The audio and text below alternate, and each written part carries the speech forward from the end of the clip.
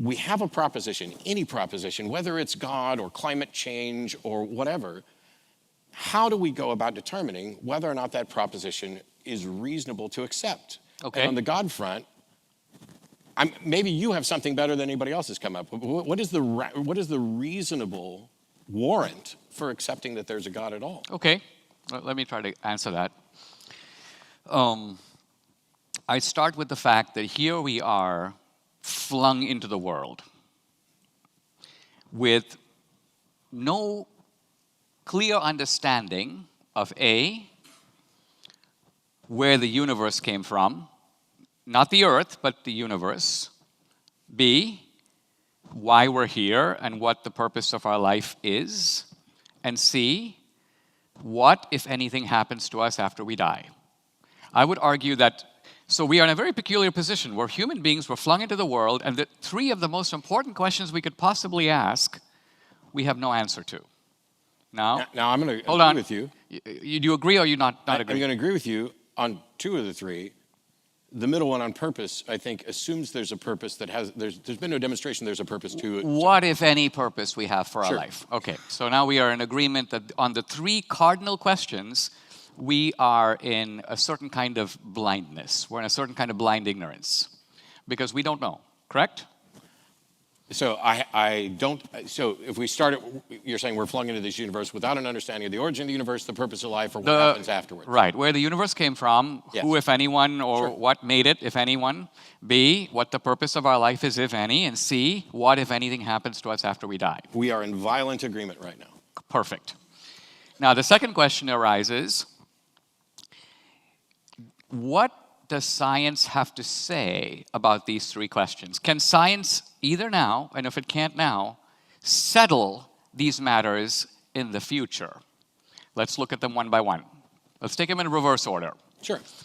Can science decide the matter of whether or not there is life after death, yes or no? It depends. Depends on what? So science only deals with the natural world. Correct.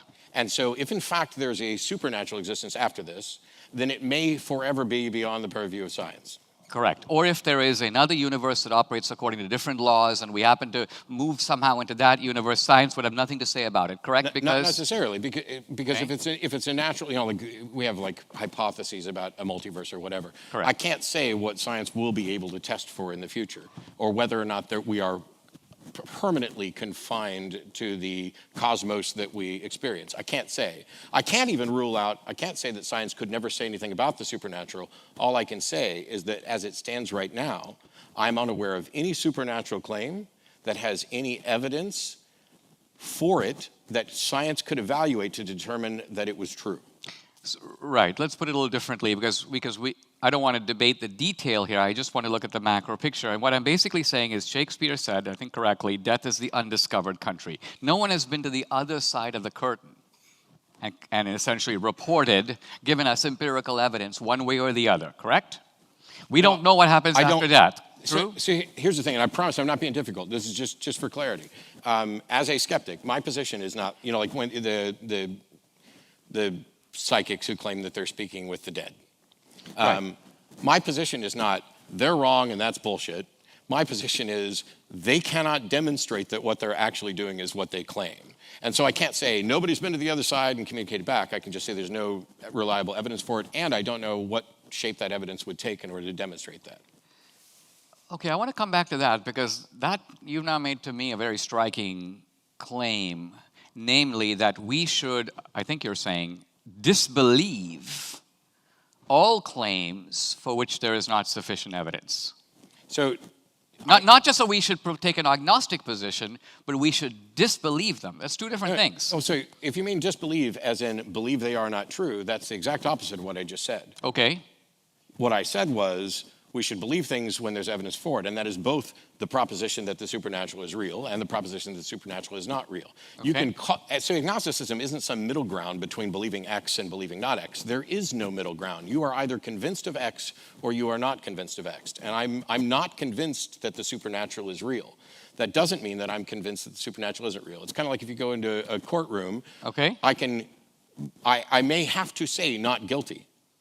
even if I'm not convinced of innocence, because the burden of proof is on the claim of guilt. And so the people who say, I have good evidential warrant to believe in the supernatural, have adopted a burden of proof, and they have to meet it. And until they do, I am not convinced. Okay, but let's be clear about what that burden of proof is, because I'm not saying I have definitive proof that God exists or these are his attributes. Here's what I'm saying. I'm saying I don't know if there is a God in the sense of no. I'd call myself a believer. Now, right away we distinguish between a believer and a knower. Right? Sure, it's an important distinction. Subset of belief. I believe there's a place called Papua New Guinea because I trust maps and I've studied about it. But I know my brother. I wouldn't say I believe I have a brother because I know the guy. So knowledge. Are you saying you don't know that there's a Papua New Guinea? No, I'm saying I know it in the sense that I accept the authorities from which I learn about it. Sure. I trust it. Well, and if I went clarity, there, it's not just relying on authority. It's actual evidence. So you have a belief in a proposition. right. Whether or not it qualifies as knowledge is a separate question because knowledge is a subset of belief. In philosophy, it would be justified true belief. I tend to use a more kind of colloquial because I'm a dilettante. I'm an uneducated oaf who just talks a lot. But if you have a proposition and you accept that it's true, that's all I mean when I say I believe it. You either accept it or you don't. If I say I know it, all we generally mean, all most people mean when they say I know something is that they really believe it. They're talking about the confidence level that they have in that proposition that it is likely true. And when we say I know something, generally we're saying I believe this to the extent that it would be worldview altering to discover it was wrong. And so I believe there's a Papua New Guinea.